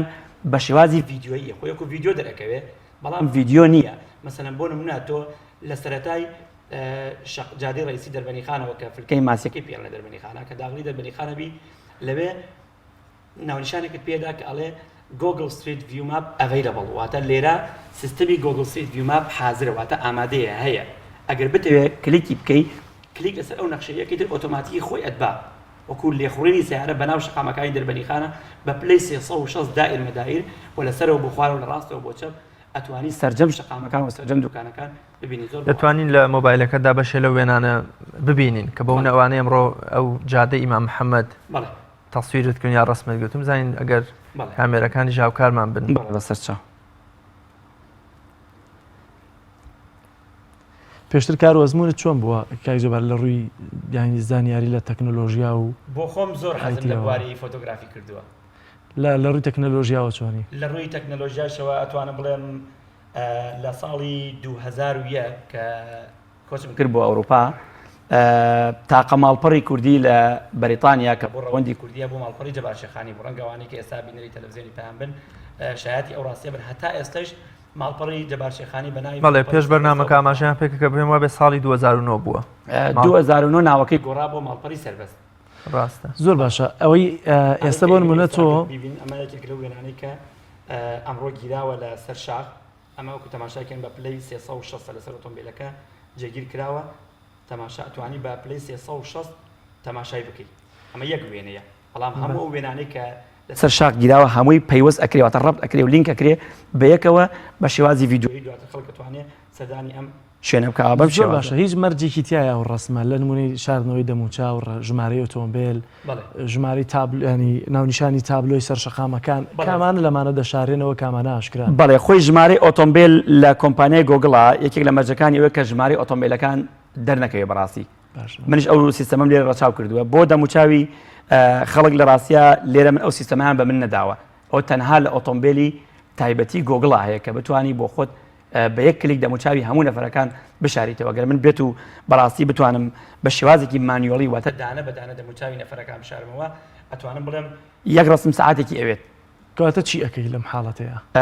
لەبەر ئەوەی کە کۆمپانیای گۆگڵ خۆی بۆ خۆی قبولی کردووە بۆ من کێشەیەک دروست نابێت چونکە کاتە کێشەی من یە کێشەی گۆگڵە کە بۆچی وێنانە بڵاوە کاتەوە من گرتومەوە دەموچاوی خەڵک دیارە زۆر باش ماڵسە جەبار ئێستا خەڵکێک لە بینەران ئاماژە بەوەکەن کە لە گۆگڵا گەڕێن و بۆمنە ئەم زانیاریان نادۆزنەوە ئەپلیکیشنی تایبەتیت هەیە یان بۆمنە هەر لە گۆگڵ ماپەکە بنووسن بۆمنە چی بنووسن بۆ ئەوی خەڵکێک ئێستا شارەزای بڵێ بۆ بینینی ئیشەکان ئەتوانن ئێستا داغڵی سیستەمی گۆگڵ بن سیستەمی گۆگڵ کە ئەچی داغڵە بینوسراوە ماپ سێرج یا گەڕان یا نەخشە یا هەموو ئەو یا یوتیوب ئەو تایبەتمەندانەی کە گۆگڵ خۆی هەیەی ئەچتە سەر ماپ واتە نەخشەوانەی کە سیستەمی کوردی بەکارێن یا خەریتە لەسەر خەریتە سەر شارۆچکەی دەربەنی خان لێ ئۆتۆماتیکی خۆی بە خاڵی سوور دیارە کە لەسەر شارۆچکەی دەربەنی خان سیستەمی گۆگڵ ستریت ڤیو ماپ ئێستا لە چەند شەقامێکە حاضرە و خەڵک ئەتوانێت بیبینێت کە کلیک لەسەر ئەو نقطە سوورانە ئەەکەی یەکسەر بۆ خۆی ئۆتۆماتیکی داغڵی شێوازی پانۆرامیکی ئەو نەخشەیە بێتوانی وەکو ئۆتۆمبیل بەناو شارۆچکەی دەربەنی خانە بڕۆیت ئەمە زۆر گرنگە بەڕاستی لایەنی گەشتیاری ئەبێ لە کوردستانە زۆر گرنگی بە ئەم بوارە بدەن دەمیست بێمە سەرەوە ئایا ئەمە هاوکارە بۆەوەی کە خەڵکێک لە ڕووی گەشتیاریەوە سوودی لێ ببینێەوە لە هەمان کاتە زۆر جار دەبینین ئەوانەی کە دەچنە دەرەوەی وڵات بۆی کە ئیقامە وەرگرن ناونیشانی شەقام و کۆڵانەکانیان لێ دەپرسن هەیە خۆی دەکاتە خەڵکی دەربەنی خان هەیە کەرکووکی نیە خۆی دەکاتە خەڵکی کەرکووکی ئایا ئەمە هاوکار دەبێت بۆی کە لەسەرەوەی ئەو کەسە ئایا ڕاست بکات یا خود ناتاشن شارەزار زۆر ڕاستە بەڵێ هاوکارێکی زۆر باشە هاوکارێکی زۆر باشە چونکە بۆ منە کەسێک کەڵێ من خەڵکی دەربەنی خانە مەدەکە مەسەلەنێکی لە پرسیارەکان لەوە ئەچێ ئەوە بێ من بۆ خۆم وەرگێڕ یاسایم لە بەریتانیا لە بۆ هاوکاری پەنابەران ڕەنگێکی لە پرسیارەکان ئەو بێ بڵێ کە داغڵی تونێلی دەربەنی خانەبی لە سلەیمانی و داغڵی دەربەنی خانەبی یەکەم پەیکەری چییە کە تۆ ئەیبینی خۆی برادرانی ئیمیگریشن لەوێ ئەوانەی کە لێوە مقابل لێو کەساکەن سەیری گۆگڵ ستریت ڤیو ماپەکە ئەزانێت کە پەیکەری ماسیەکە بەڵام کابرا کە خەڵکی کەرکووک بێ خۆی بە دەربەنی خانی بنووسێ ڕەنگە سەردانی دەربەنی خانی نەکرد بێرە تەمەنیا ڕەنگە نەزانێت ئەوە پەیکەری ماسی زۆر باش ئێستا لە بەریتانیاەوە هاتوویتەوە چەند لێرە دەمێنیتەوە و ئایا دەتوێت خەریتەیە مەپەکەی هەمووی دەربەنی خان تەواوکەی شەقامەکانی ئایا دوای دەربەنی خان پلانت هەیە بچیتە سلێمانی شارەکانی تر یاخود ئەموارێمی کوردستان تەواو بکەیت بەڵێ ڕاستیان بۆ خۆی بۆ مانگێک هاتوومەتەوە بۆ ئێرە ئەگەر قسێ بکەم ڕەنگە بەلاغەیتیانە بێ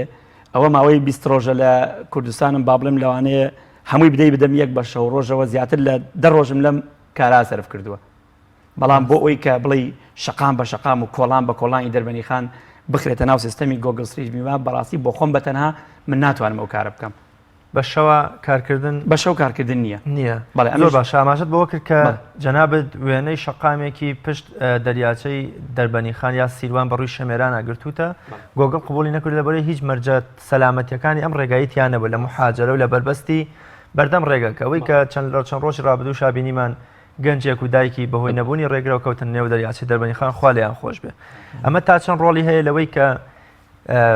لایەنە پەیوەندیدارەکان ئەوانەی کە بەڕێوبەری یا قایم قام و سەرۆکی شارەوانی ئەمانە کە ئەمە ئەبینن مادەم ئەم ڕێگەیان هیچ مەرجێکی سەلامەتیتیان نییە کە گۆگڵ دەڵێ ئەمە بەڕاستی شوێنی مرۆڤ نییە شوێنی سیارنیە کە پیا بڕوە ڕۆڵی هەیە لەوەی کە ئەمان بەتەنگ ئەم جادەیەوە بێن هیچ نەوێ بربەستێکی بۆ دروستکەن یا علامات و نیشانەیەکی بۆ دابنیام ئەو تاسە و چاڵ و چۆڵیان چاک بکەنەوە ئەمە هیچ ڕۆڵێکی هەیە لەوەی کە بەشێ لە دەسەڵاتداران بە ئاگا بێنەوە لەو کەم و کورتێکە لەو جادا هەیە بێگومان بەڵام کێشەکە لەوایە ئێستا ئەوانەی ئەو سەرۆکی وحدەی ئیداری دەربەنی خان ڕەنگە ئاگادار نەبێ کە ئەو ڕسمانەی کە من گرتومە ڕەفز کراوەتەوە لایەن کۆمپانیای گۆ بۆچی لە ئەکاونت و پەیجی خۆتا داینانی کە ئەم وێنانم لە بەرەم هۆکارانە ڕەفز کرا ئەوم نەکردووە لە ڕاستیە بەڵام ڕەنگە ئێستا لە ڕێگەی کەناڵی پەیامەوە من و پەیامیان پێ بگەێنم کە ئەو کارەی من بەڕاستی کە کردومەوە کە ئەرکوماندووبوونێکی زۆرم بەم گەرمایە پێوە کێشاوە لە کاتژمێر 2 تا کاتژمێر 4 من بە ئۆتۆمبیلی خۆم و بەخۆ بەخش ڕۆیشتم دەریاچەی سیروان قەراقی کەناری سیروانم وێنە گرتو بەڵام ڕەفز کراوە باشترین نمونەشمان هەر پێم وابێ یا ڕۆژی عەرەفە بووە یەکەم ڕۆژی جەژن ئەو دایک و کوڕە کۆچی دوایان کرد لەبەر نەبوونی سەلامەتی ڕێگاکە زۆر ڕاستە زۆر باشە یاک جەبار ناتەوێت لە دوای خۆ تیمێک ڕاهێنان بکەن بۆی کە هیچ نەبێت لە ڕێگەی تۆ بتوانن وێنەکان هێرێمی کوردستان بخەنە سەرمەپەوە من بۆ خۆم لێرەوە بانگێشی هەموو کەسێک ئەەکەم هەچ کەسێک کە لەو بوارە لە بواری فۆتۆگرافا کە فۆتۆگرافی زۆر باش و سەرکەوتومانی لە شارچکەی دەربەنی خانە کاکەنای مەلا ئەسعەد لەگەڵ کاک دڵشاد دەروێش دوو فۆتۆگرافی زۆر بەڕاستی باوەڕپێکراوە و معتەرف و زانان لێرەوە داوایان لێکەم کە بتوانن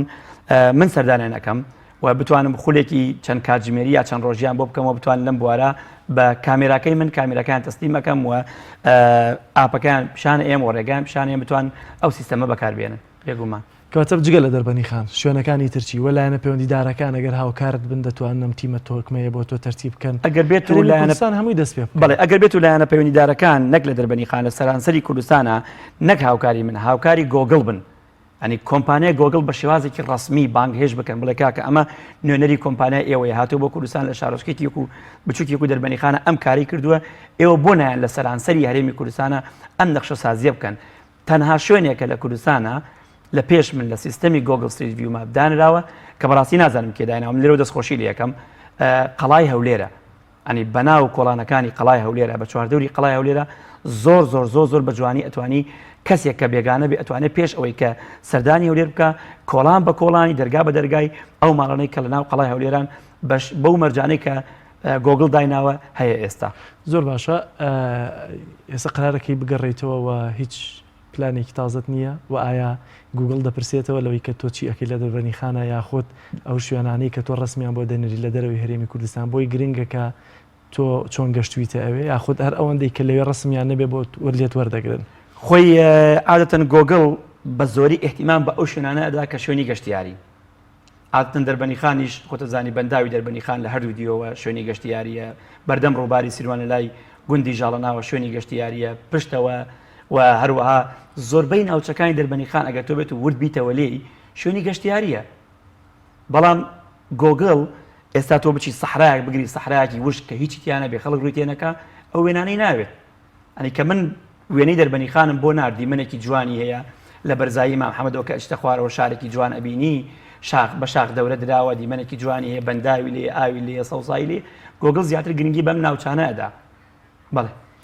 زۆر باشە ئێمە شتێکی ئۆتۆمان نەماوە کاک جەبار ئەگەر خۆت کۆمنتێک کتێبە لەسەر کارەکانت هیچ کۆمنتێکم نییە من لێرەوە پەیامم وە سپاس و ڕێزم بۆ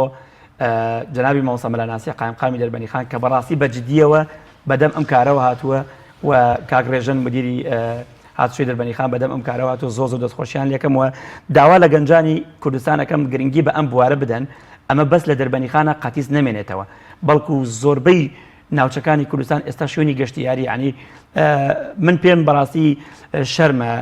سەیرانگایەک یەک و ئەحمەد ئاوا کەسێک کە لە ئەوروپاوە بێ سواری تەکسیەک ببێ خاوەن تەکسیەکە ینی ڕێنمایی ئەم کەسە بکە بیبا بۆ ئەحمەد ئاوا و ینی کۆڵان بە کۆڵانە شەقام بە شەقامی ئەحمەد ئاوای پیشاندا بەڵکو باشتر وایە پێشتر کەسەکە خۆی لە ئەوروپاوە لە ڕێگەی گۆگڵەوە لە ڕێگەی ئەم سیستەمەوە کە ناوی ستریت ڤیو ماپە بگەڕێ بۆ خۆی بزانێت پێش ئەوەی کە پارێکی زۆر لە ئەحمەد ئاوا لە کوردستان لە گەلی عەلیبەگ لە مانا سەرف بکە بۆ خۆی سەردانێکی ئەو شوێنانە بکات زۆر سپاس بۆ بەڕێز جەبار شێخانی شارەزای بواری تەکنۆلۆژیا زانیاری زۆر بەخێر بێ و بە ئومێدی سەرکەوتن بۆ دایانانەکە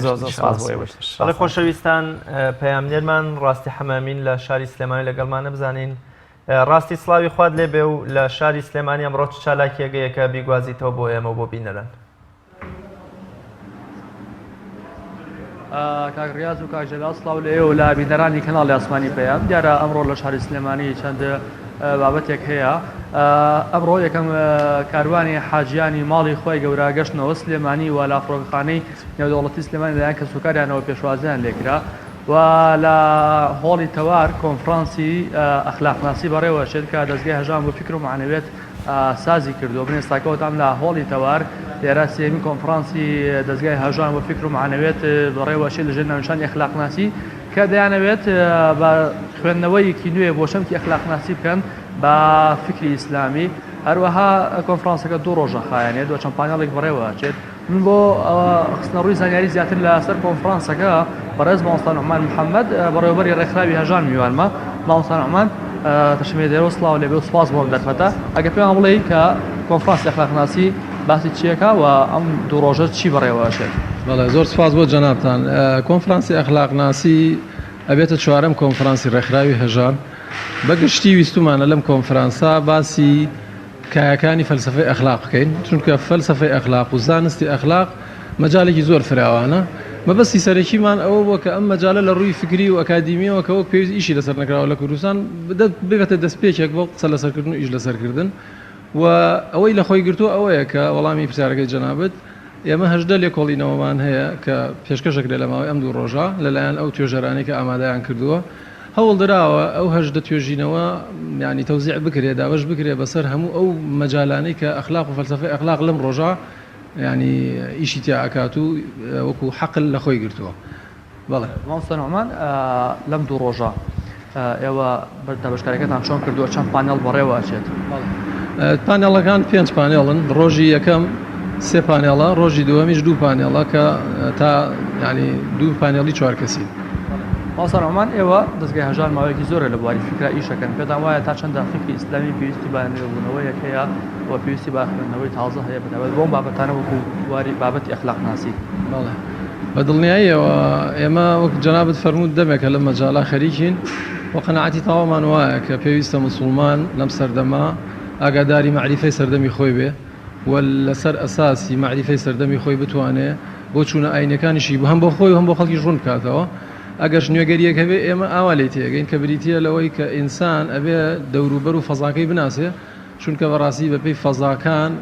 جۆری گوتارەکانیش گۆڕانکاری بەسەرادێ و ئەمە لە خودی دینیشە ئیقرار کراوە. بۆیە بەڕاستی ئێمە قسوور لەم مەجالا ئەبینین قسوورەکە بەرچاویشە بەداخەوە ئەکرێ پێکەوە هەوڵ بین بۆ چاککردنی ئەم مەجاالە. بەڕێز مامۆستا نوعمان محەممەد بەڕێوەبەری ڕێکخراوی هەژان دیاری ئێستاکە کۆنفرانسەکە لە ژوورەوە دەستی پێکردووە وتاری بەخێراتن و وتاریان پەیوەنددارەکان بەڕێوە چووە پاشکەمی دیکە یەکەم پانێڵیان دەست پێکات ئەمەی کە هەیە دوو ڕۆژە خایانێت وەکو بەڕێز مامۆستا نوعمان ئاماژی پێدا ئەمە زانیاریەکەی لای من بوون. زۆر باشە سپاس بۆ پەیامێرمان ڕاستی حەمەمی لە شاری سلێمانی و سپاس بۆی کە لەگەڵمان نابووی. بینەرانی عزیز دیارە تەوەری سێمی بەرنامەکەمانەوە کە ئاماژەمان پێکرد لەسەر دۆخی حاجیانی کورد لە سەفەری پیرۆزی حەج و هەروەها چۆنیەتی گەڕانەوەیان بۆ هەرێمی کوردستان کە گەرچی ئەم سەر لە بەیانی ئەمڕۆ وەجبەی یەکەمی حاجیان بەشێکیان لە فڕۆکەخانەی هەولێر و بەشێکی دیکەشیان لە فڕۆکەخانەی سلێمانی گەشتونەتەوە هەرێمی کوردستان بەڵام بۆ زانیاری زیاتر دەچینە لای بەڕێز مامۆستا کامەران عەلی خواڕەحم بەڕێوەبەری حەج و عومرەی سلێمانی لە شاری مەکەی پیرۆزەوە. مامۆستا سڵاوی خوای گەورەت لێبێت ئەگەر پێمان بڵێ دۆخی حاجیانی کورد لەوێ چۆنەوە کەی دەبێت هەمویان بگەڕێنەوە هەرێمی کوردستان؟ بسم الله الرحمن الرحيم تنها بناوي خوای پروردگار صلاة و سلام لەسەر پێغەمبەری خوا صلی الله عليه وسلم سواس و دەستخۆشی پێزانین بۆ هەوڵ و زەحمەت و ماندووبوونی جەناب میشتان وەک جارانی تریش ئاماژەم پێکردووە کەناڵی پەیام بە شێوەیەکی زۆر شێرگیرانە لەگەڵ باس و خواسی حەجدا تێکەڵە ئەمە زۆر زۆر سواسی ماندووبوون و زەحمەتی ئەو ژەکە دوعای خێریشمان بۆ کردوون بەنسبەتی حاجیان هەرێمی کوردستانەوە سواس بۆ خوای پەروەردگار تا ئێستا ئەتوانین بڵێین لە کۆی گشتیدا پرۆسەکە باش بوو ئەلحەمدولیلا سەلامەت بوو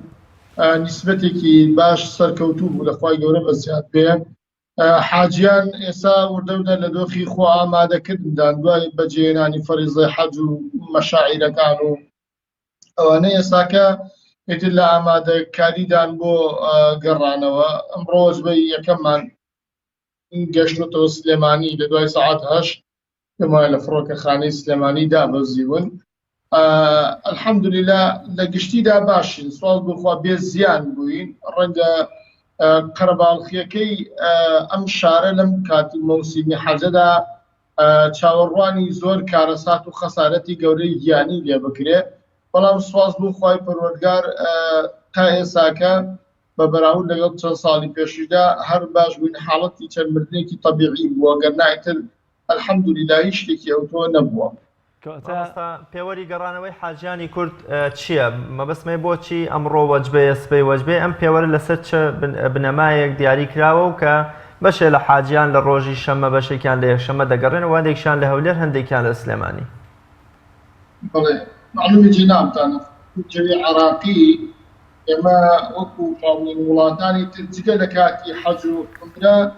یعنی ئەمە دیارەمان نییە وەکو وڵاتانی تر دائیمەن وەکو تەکسی نێوان سلێمانی و هەولێر وڵاتە عەرەبیەکان تارەیانێ فڕۆکەیانێ نەفەراتیانێ بۆ سعودیە بەڵام ئێمە تەنها لە کاتی حەج و عومرەدایە خطوطی جەوی عێراقیش هەر فریای ئەوە ئەکەوێت چونکە خۆ جەناب دەزانی 18 محافەزەیە 18 بەرایەتی جیاوازی حەج و عومرەیە نزیکەی 50,000 حاجیە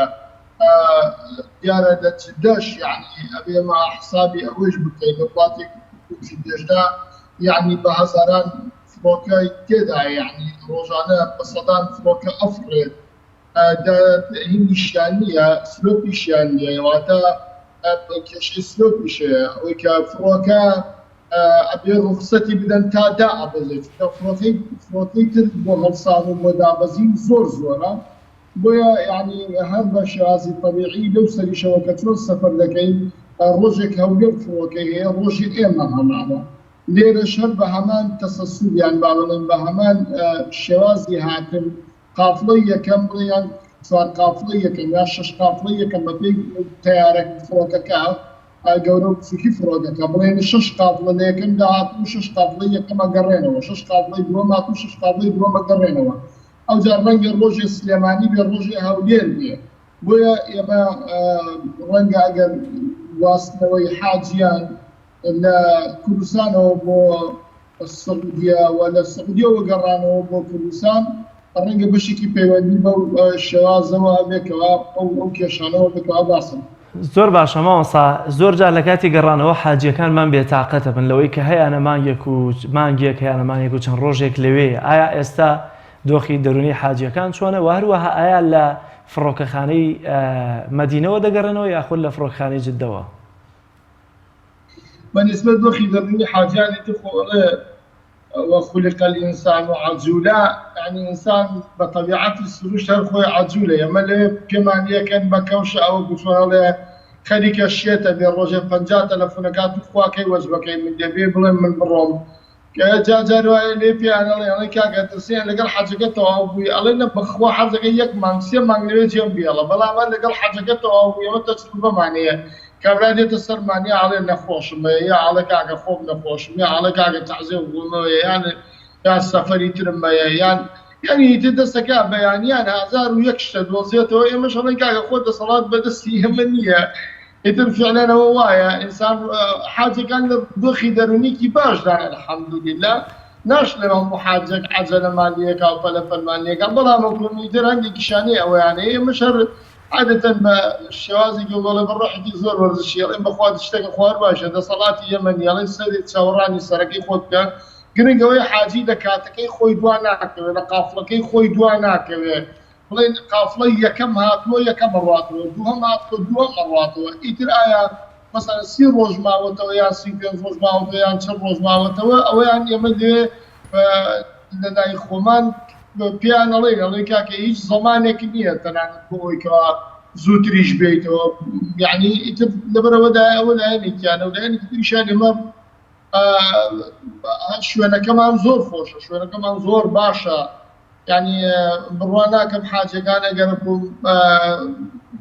يعني زور باشه كما يعني درفتي زور باش لبردس يعني استاو دوده حرم برو تشولبونه تشوكا روجانه صدان فروكا خەڵک ئەباتەوە بۆ وڵاتانی تر ئێستا فرسەتێکی زۆر باشە بۆ نوێژەکانیان لە زۆر باشە کامەران ئەمڕۆ یەکەمین وەجبەی حاجیانی کورد گەڕانەوە هەرێمی کوردستان کۆتا کات بۆ گەڕانەوەی تەواوی ئەو 5,000 حاجی کورد کەیەواتە 10 ڕۆژە هەفتەیەکە مانگێکە ئەوەی کە دیاری کراوە کۆتا ڕۆژ وە کۆلەیتر کۆتا سەقفی زەمەنی بۆ گەڕانەوەی حاجیانی کورد کەیە؟ بەڵێ ئێمە وەکو لە پرسیارەکەی پێشووتریشدا باسم کە فڕۆکەخانەی جدەمانەیە و فڕۆکەخانەی مەدینەمانەیە لە هەردوو جێگاکەوە خەڵک سەفەرەکە و ئەگەڕێتەوە وەجبەیەکمان تا ئێستا مەدینەی نەبینەوە چونکە درەنگ هات یەکسەر بە ئیحرامەوە هاتە مەکە و ئەو وەجبەیەمان کە لە مەدینەوە ئەڕوا کۆتا ڕۆژیان 30 مانگە تا 30 مانگ لەوێ ئەمێننەوە کۆتا حاجیمانیان باڵە کۆتا قافڵەمان لێرەوە کە دەرئەچێ 29 مانگە یعنی ئینشەڵا لە مەکە 29 مانگ کۆتا حاجیمانە بێت لە مەدینەش کۆتا حاجیمان باڵێن کۆتا قافڵەمان کە سەفەرەکەن و بێنەوە 30 مانگە بێ ئینشەڵا. زۆر باشە ماوەستا کامەران بینیمان لە ڕۆژانی عومرە لە مانگی پیرۆزی ڕەمەزان بە تایبەتی پێم وایە 29 ڕەمەزان بوو دوایین ڕۆژی مانگی پیرۆزی ڕەمەزان بوو یەکێک لە فڕۆکەکان باڵێکی سووتا و هەر لە فڕۆکخانەی جدە باشلەوەیە بوو کە هەڵ نەفڕی بوو بەڵام وەستایەوە و ئەوانەی کە سەفرەکەرانی عەمرەی پیرۆز هاتنە خوارەوە و لەو بەڵام موسیبەتە ڕزگاریان بوو. ئایا خطوتی هەوایی عراقی تا چەندە گەرنتی هەیە یاخۆت بێخەمن لەوەی کە ئەو هەموو گەشتیارە ئەو هەموو گەشتیارەی حەجی پیرۆز دەگەڕێنەوە پێی بە تایبەتی دەزانین فڕۆکەکانیان بە 350 کەس بۆ 500 کەس سەردەخەن؟ بەڵێ وڵای جەناب معلومی جەناب یعنی عێراقی ئەمە هیچی بەسەری چەوەنی ئێستا مەسەڵەن لە هەر وڵاتێکی تر بێت یعنی ئەبێ لە ڕووی تەکنیکیەوە زۆر باش ئامادەکاری باش بکەم بۆ فڕۆکێکی زۆر باش زۆر پاڵکوتەمی زۆر تازە بەڵام لە عێراقی ئەمەدا بڕوان پێکی ئەو وینانە ئەو باڵێن فڕۆکەکانی عێراق ئەو جامبۆکانیان گەورەکانیان یان ئەوانی تریشیان تاکوتەرایان نەبێ ئیتر هەموویڵێ ڕیمەکانی ساڵی پاسی ڕیمەکانی ساڵی هەشتاکانی خۆمانە یعنی لە ئێستادا یعنی ئێستا گەسەیری ڕیمەکان بەراو لەگەڵ ئەو پۆستەرە ئەو مەمشەعە تازانە یعنی چۆنە ئاوایە کە ئەمە بە فلەیناسی دوبەی فلەیناسی سعودیە سەفەرمان کردووە جارێک یان جوانترین و پاکترین تارە بووە هەم کەمیشی کردووە بەڵام ئەمانە فعلەن وایە وڵا ئەبێ پرسیارەکە لە جهەتی پەیوەندیداری عێراقی بکرێ ئایا ئێوە یعنی چەندە بە خەم ڕۆحی ئەم خەڵکەوان کە پارەیە داهاتە زۆر باشە ماوەستا کامەران ئەوەندەی زانیاریت هەبێت لە ڕێگەی وشکانیەوە هیچ حاجیمان هەیە بگەڕێنەوە هەرێمی کوردستان پێم وایە لە کاتی ڕۆشنا بەشێک لە کەرکووکیەکان لە ڕێگەی وشکانیەوە چوونەتە عەرەبستان. حکوومەتی عێراق ئۆڤەرێکی وای هەبوو هەر حاجیەکە بۆی هەیە حاجی لە بەڕیش سەفەر بکە پارێکی زیە بڵێم نزیکەی ملیۆنێک کەمتر بوو خەڵک لەبەر بارێکی سادەکەی و ڕەنگە هەندێش حاڵەتی تریش بوو بێ عێراق توانی لە ڕووی عەمەلیەوە خەڵکێک بنێرێ بە شێوازی بەڕی دیارە حتمما گەڕانەوەی ئەو خەڵکانەش هەر بە شێوازی بەڕیە بەڵام هیچ حاجیەکی هەرێمی کوردستانی تێدایە؟ نەخێر هەرێمی کوردستانی تێدا نییە چونکە لەبەرەوەی پێم وابوو هەست کراکە زەحمەتە تۆزی ئەو ڕێگایە کە ئێمە هاتوچۆی پێدا دەکەین ڕەنگە هێشتر مەترسی شەڕی تیرۆر و ئاخەواری تیرۆریستان و ئەوانە لەو مەڵتیقانەدا ما بێت لەبەرەوە و لەبەر چەند هۆکارێکی دیش حکوومەتی هەرێمی کوردستان پابەند نەبوو بەو بڕیارەوە وتی ئێمە ناتوانین کە بەی شێوازێک حاجی بە شێوازی بەڕی بنێرین ئەوێتەوە سەرەوەی ساڵانی ئایندە ئەو بڕیارە چۆن گۆڕانکاری بەسەرادێت چونکە پێم وابوو لە سەرەتاوە بە شێوازێکی ئیجباری وتیانەبێت لە 150 حاجیانی عێراق بە بەڕی بڕوات کە بۆی کێشەی تاریان بۆ دروست نەبێ لۆدی تاریان لەسەر نەبێ بەڵام هەرێمی کوردستان پابەند نەبوو پێوەی بەڵام ئەوە دیارە بەشی حکوومەتی مەرکەزیە کە کوکی شەکەوتار ئەو بەشەوە لە ڕووی کاروباری حەج و عەمرەوە بۆیە ڕەنگە بەو شێوازە بوو بێت. زۆر باشە ماوەستا کامەران دوایین ئامار لەسەر حاجیانی ئەوە حاجیانی کە وەفاتیان کردووە لە سەفەری پیرۆزی حەجدا بەگشتی وار و هاوانی کە بریندار یاخود نەخۆش بن چی هەیە لە بەردەستا؟ ئێمە ئەوەی کە تقریبان زانیاریمان هەبێت کۆی گشتی حاجیانی هەرێم حاجیانی عێراق پێم وایە 10 کەس بووە دۆک کەسێک وفاتی کردووە لەگەڵ پارێزگای هەڵەبجەشا کەسێک وفاتی کردووە حاڵەتێکی هینی سیارەش بوو ئەوە بەرکەوتنی سیارە 2 نەفەر بوون بەس باش بوو الحەمدولیلا هیچ خەسارەتێکی ئەوتۆ نەبوو بەڵام چەند سەعاتێک لە نەخۆشخانە بوون و دوایی دەرکران حاڵەتی برینداری هیچ کارەساتێکی وان نەبوو کە شتێکی بەرچاو بێ و زۆر باشە مامۆستا کامەران ئەو حاجیانەی کە لە وەکوەڵێ پێش دەستپێکردنی پرۆسەی حەج مەدینە و شوێنە پیرۆزەکانی مەدینەیان بینیوە ئێستا لە وەکوەڵێ حرەمی مەکەن لە مەکەی پیرۆزن ئەمانە حاجیان بەگشتی و حاجیانی کورد چ مافێکیانێ وەکی جەناب داماژت بەوە کرد کە هەندێکیان زۆر بێتاقەتن هەندێکیان پەلەپەلیان بگەڕێنەوە ئایا ناتوانن ئەوانە کۆمەڵێ عەمرە بۆ کەسوکاریان بۆ دۆستانیان بکەن کە وەگەزانین پاداشتی نوێژێک یا هەر عیبادەتێکی تر وەکڵێ 100,000 بەرامبەرە بەرە شوێنی دیکە ئایا حاجی کورد لە دوای بەجێهێنانی پرۆسەی حەج دەتوانێت بۆ منە کۆمەڵێ عومرە ئەنجام بدا بۆ دایکی بۆ باوکی بۆ برای بۆ خوشکی یا بۆ دۆستەکانی دیکەی بڵێ کاک جەلالەوە ڕێگە پێدراوە لە ڕوو شەرعیەوە بە تایبەتیش ڕەنگە ئەوە ئەو حاڵەتەی کە حاجی 2 مانگی بینیوە یعنی 2 مانگی عەرەبی بینیوە مانگی زیلقەعدەی بینیوە مانگی زیلحیجەشی بینیوە لە مانگی زیلقەعدا سەفەری کردووە هاتووە بەبەستی ئەدای مەناسکی حاج بەڵام لە دوای ئەوە کە پێئەنێتە مانگی زیلحیجەوە ئەوەی هەر خلافەکەش نامێنێ ئەینا پێشووتریش هەر دروستە لەسەر ڕای مەذهبی ئیمام شافعی دروستە عەبرێ دووبارە بەڵێ حاجەکانی ئێمە الحەمدولله لە ڕووی دینداری و وابەستەبوونیان بە تەواف و بە نوێشکردن لە حرەمدا و تەنان ئێمە زۆر جار گلەییان لێکەین ئەڵێن ئاگاتان لە خۆتان لە بەتاوێژی پێشی پرۆسەی حەج ئەڵێن بۆی کە سەلامەت بوون بۆ حەجەکە ئەوەنە خۆتان مەدەن لە قەرە باڵخیەکە دوای حەجەکەم دەرفەتی باش لەبەردەستانایە عومرە بکەن بۆ باوکتان بۆ دایکتان بۆ مردووەکان بۆ پەکەوتوەکان یعنی ئەوە هەمووی بەڵێ ئەرە وەڵا حاجیانی ئێمە ڕۆژانە خەریکی ئەوە الحەمدولله بینی بەیانی خۆی بەستۆ بە ئیحرام و بۆ کوێچی وەڵا سوق بۆ مزگەوتی دایکمان عائیشە و لەوێ ئیحرام بەستم و حەج عومرەی دووەم ئەکەم خۆی پەروەردگار بەڵێ مەشغوڵ و خۆی گەورە لە مولای بوومکە بە هۆکاری نەزانینی زمانی عەرەبی و نەشارەزایی حاجیانی کورد لە زمان و خوێندنەوەی عەرەبی ئایا حاجیانی ئێمە ئەمساڵ ڕوبەڕووی چ کێشە و گیرروگرفتێک بوونەوە لە بەجێهێنانی وەکۆڵی ئەحکامەکانیان بوونە ڕوکنەکانی حەج یا سەردانکردنی شوێنەکان و ئەو ڕێبەر و مرشیدە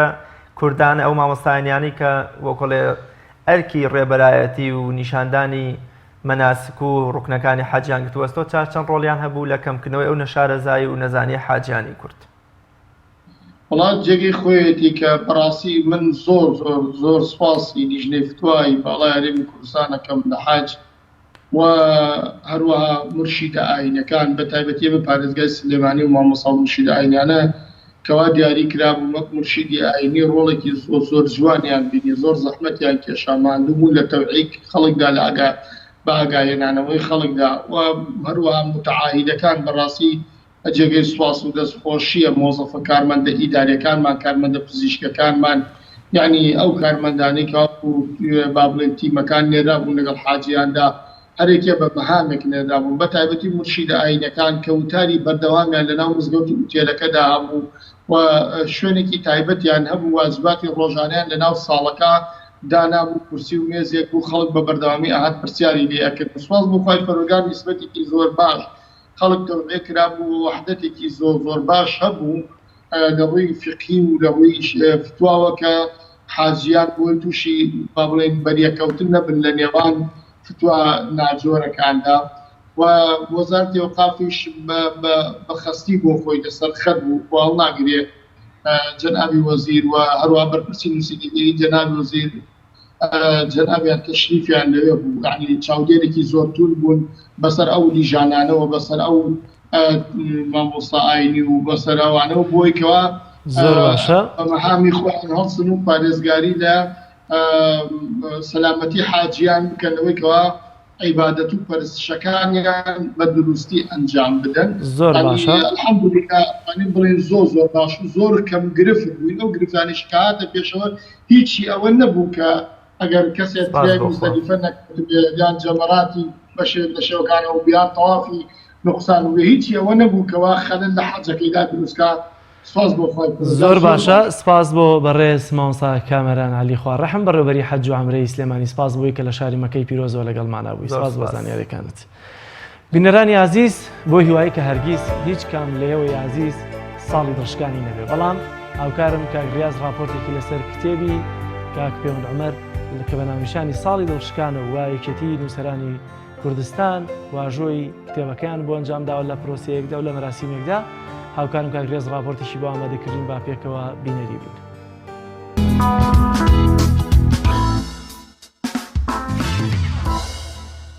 یەکێتی نووسەرانی کورد لە قیسلێمانی ئێوارە کۆڕێکی شێعر خوێندنەوە بۆ دیوانی ساڵی دڵشکانی پەیوەند عومەر ڕێکدەخات و ژمارەیەکی زۆر لە خوێنەران و شێعردۆستانیش ئامادەی و چالاکی ڕۆشنبیریەی یەکێتی نووسەرانی کورد دەبن.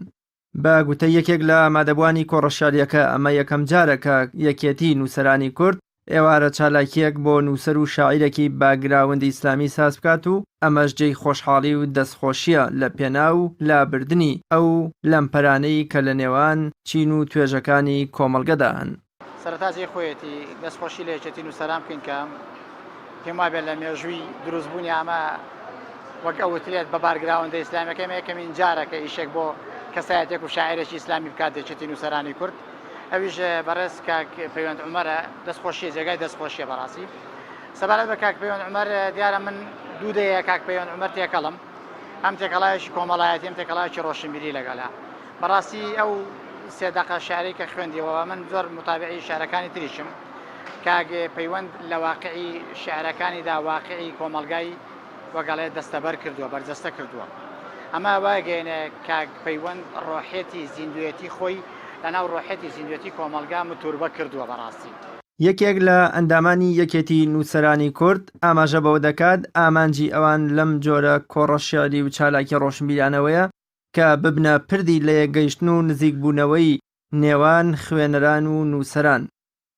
یەکێتی نووسەرانی کورد هەروەکو پیشەی ڕۆشنبیری خۆی لە سەرەتای دروستبوونەوە هەتا ئەمڕۆ باوەش و ئامێزی گرتوۆتەوە بۆ هەموو قەڵەمێکی پێشکەوتوخواز و قەڵەمێکی دیار و قەڵەمێکی داهێنەر کەوا لە خزمەتی گەلەکەیە بێ. ئەمڕۆژ کە کوڕێکی واگرین هی برایەکی شاعیرە دیوانێکی جوانی چاپ کردووە و چەند تێکسێکی جوانی خۆی خوێنەوە دەیەوێ خۆی بە خوێنەر بناسێنێ ئێمەش ئەمانەوێ وەکو یەکێتی نووسەران ببینە پردێک لە بینی خوێنەر و شاعیرانە لە بینی چیرۆکنووسان و خوێنەوارانە و ڕۆشنبیرانە بۆ ئەوەی هەموو دەنگەکان بە هەموو جۆرە ڕەنگەکانەوە لە ئامێز بگرین بۆ ئەو مێژۆ پرشنگدارە یەکێتی نووسەرانی کوردەتی هەمیشە لە کارابێ وە پیرۆزبایش لەم برادێری شاعیرە ئەکەین و پشتیوان بێزان شعرەکانی جوان ئەبن خەڵکی تامەزرۆی ئەبێ وەشتی داهێنانی جوانی تیا بێ پڕ بەهرە بێ و چاوەڕوانی بەرهەمی تازەتری لێەکەین و سوپاسی وەشەکەین کە بۆ یەکەم جارە دەرگای نووسەرانتان کردەوە. لەو چالاکیە ڕۆشنبیریەدا پەیوەند عومەری خاوەن و نووسەری دیوانی ساڵی دڵشکان چەند دەقێکی لە دیوانەکەیدا بۆ ئامادەبووان خوێندەوە. بەو هەموو کۆدی داخستنەوە لە دەرگای چیکردنەوەیگەی دەی ئەی دۆست بەم حیکمەتی کۆلێنە ڕەزا قورسانەوە چ بەهایەک بۆ ئەو چیلێلانە هێڵیتەوە کە سەمایکردنەوە لە بۆشایی سلاک بوو ناکەن. من ئێستاش لە نەهێنی ئەم جەنگە تێ نەگەیشتم کە ژیان بەبارم تەلای دوژمنەکانی دانێ و خۆی تەسلیمی جوگرافیای هەڵاتە نەکات. لە مەراسیمەکەدا کتێبەکە بە دیاری بەسەر ئامادەبواندا دابەش کرا. دیوانی ساڵی دڵشکان بریتە لە کۆمەڵێک دەقی ئازاد لە نووسینی پەیوەند عومەر و لەلایەن دەستگای خاڵەوە لە سەرەتای ساڵی 2019دا چاپ کراوە.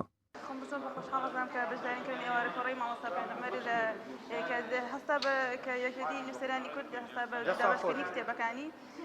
و لە کۆڕەکە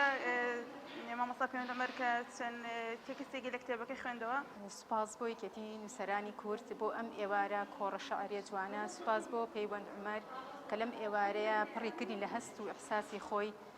هیواداری هەمومان ئەگەر جامولکەیەکیش پێلو هەستە جوانی بخۆینەوە هیوادارین ساڵ بە ساڵ ڕۆژ بە ڕۆژ کات بە کات پڕ بێت لە هەست و ئیحساسی جوان تاوکو ببێ بە ڕووبارێک ئێمەش بتوانین تێرئاو ببیندەی سوپاس بۆ ئێوە سوپاس بۆ هەموو ئامادە بووان ڕاز کاکە مەحموود تایبەت بە پەیامی ڕۆژ سلێمانی.